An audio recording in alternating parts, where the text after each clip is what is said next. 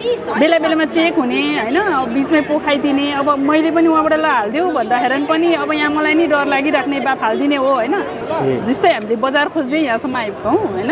दिदीबहिनीहरू उहाँहरू बनाइराख्नु भएको छ, थुप्रैले पहिल्यैदेखि यो कामहरू गरिराख्ने थुप्रै हुनुहुन्छ नि त।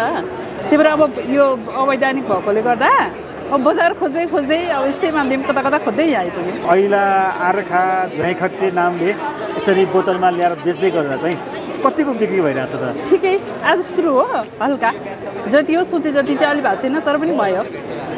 दिदी नमस्ते, तपाईँको नाम के हो? सुमना जोशी। सुमना। सुमना, ओके। तपाईँको अगाडि त यो 3 पानी रक्सी छ नि त होइन? खोटाङबाटै लिएर आउनु भएको होइन? खोटाङैबाट ल्याएको हजुर। ए मलाई बताउनुहोस् न कसरी काम गरिरहनु भएको छ? कसरी भन्दा वहीँ हाम्रो एउटा ग्रुप छ, यो भूगर्भित एग्रो हो, अनि उहाँ दिदीबहिनीहरूले बनाउनुहुन्छ, हामी चाहिँ यहाँ बेच्छौँ। जस्तै हामीले बजार खोज्दै यहाँसम्म आइपुग्यौँ होइन। दिदीबहिनीहरू उहाँहरू बनाइराख्नु भएको छ, थुप्रैले पहिल्यैदेखि यो कामहरू गरिराख्ने थुप्रै हुनुहुन्छ नि त। त्यही भएर अब यो अवैधानिक भएकोले गर्दा अब बजार खोज्दै खोज्दै अब यस्तै माध्यम कता कता खोज्दै यहाँ आइपुग्यो। अलिअलि डर पनि छ, कसरी चेक गरिहाल्छ। अघि सरले एकजनाले गाली गरेर फोटो लिएर जानु भएर चाहिँ यो अवैधानिक भन्दै कार्ड दिएर पठाएको छु, यो साकोलाको नाम दिएर पठाएको छु। दिदीको नाम पुष्पकला राई दिदीकै जुन अभियान छ वैधानिकता पाउनुपर्छ, यो चाहिँ नेपालको पहिचान हो होइन। महिला दिदीबहिनीहरूलाई सजिलो हुन्छ, आर्थिक आम्दानी हुन्छ भनेर जुन किसिमले त्यो त आफ्नो ठाउँमा छँदैछ, तर पनि पहिल्यैदेखि अब पहिल्यै बच्चादेखि नै दाजुबाउ दिदीहरूले अब चलाउँदै आउनुभएको अब चाडबाडमा पनि चाहिहाल्छ हामीलाई होइन।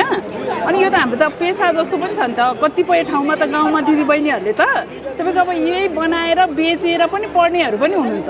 जस्तै कुखुरा कण्डा होइन, यो आफू थोरै पैसा लियो आफूले, अनि त्यसपछि त्यसलाई राखेर आफ्नो पेवा जस्तो बनाएर त्यसरी पढ्नेहरू पनि दिदीबहिनी थुप्रै देखेका छौँ हामीले नै होइन गाउँमा। त्यही भएर उहाँ यो बजारमा चाहिँ अब बजार उहाँ त बेच्दाखेरि त सबैलाई इलिगली भन्छ होइन, डर देखाउँछ नि त। त्यो भएको भएर अब यहाँ यस्तो ठाउँ भनेर थाहा पाएर चाहिँ हामी यसरी बजार लिनलाई बजार खोज्न चाहिँ यहाँ आयौँ। ओके, ठिक छ। मनमा अलिअलि डर छँदैछ, त्यो बिस्तारै त्यो डर चाहिँ हल्दै जान्छ होला।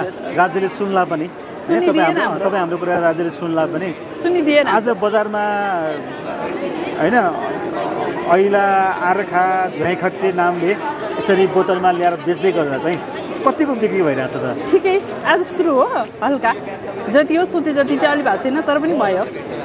त्यस्तो धेरै त अलि नहुने रहेछ के अरे जस्तो लाग्यो होइन, तर पनि भएकै छ। अन्त भर्खर त सुरुवात भएको छ, सुरु मात्र यहाँ पाइन्छ भनेर थाहा पाएपछि नि बल्ल बढी हुन्छ होइन। फर्स्ट हो। ओके, अब जस्तो यो गाउँघरमा कसरी उत्पादन हुन्छ त? थोरै उत्पादनको बारेमा बताउनु भनेको त्यसको तरिका हुन्छ नि। बनाउँदा यो कोदोलाई त सफा गर्ने, त्यसपछि उसिनेर अनि औषधि राखेर पोको पार्ने फेरि 2 दिनसम्म, अनि त्यसपछि बोतलमा झ्याम्पामा हाल्ने। जस्तै ड्रममा झ्याम्पा हुन्छ गाउँमा, अहिले त प्लास्टिकको ड्रम निक्लेको छ, त्यसमा राख्ने। त्यसपछि 1-2 महिना भएपछि अनि बनाउने दाउराबाट। अहिले त ग्यासमा निक्लेको छ, तर हाम्रो यो सबै दाउराकै हो, दाउराबाटै बनाएर। तपाईँले पनि पार्नुहुन्छ नि? पहिला पार्थ्यौँ हामी उहाँ गाउँमा, हामीले पनि थुप्रै गरेको हो। अहिले चाहिँ हामीले यतै बस्छु, उताको दिदीबहिनीहरूको बजारको लागि चाहिँ म यहाँ आएको। ए तपाईँ त दिदीबहिनीसँग यसरी प्रत्यक्ष रूपमा उहाँहरू बोकेर ल्याउनुहुन्छ, तपाईँलाई दिनुहुन्छ नि त होइन? कस्तो रेस्पोन्स के?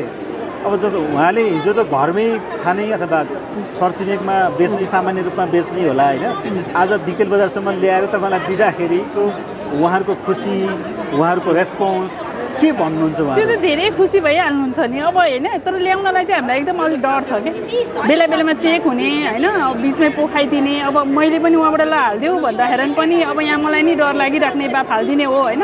अब सिजनमा चाडबाडको बेलामा त धेरै प्रहरीहरूले बिचबिचमै फालिदिनुहुन्छ, त्यो समस्या त छँदैछ। तर अब यसरी बेच्न पाउँदा त खुसी भइहाल्नुहुन्छ नि अब होइन। मैले पनि बजार पाउँदा उहाँहरूले पनि बजार पाएपछि त मार्केट बढेपछि सबै खुसी भइहाल्यो नि। भनेको राज्यले यसलाई वैधानिक रूपमा यसको घरेलु उद्योग निर्माण गर्नको लागि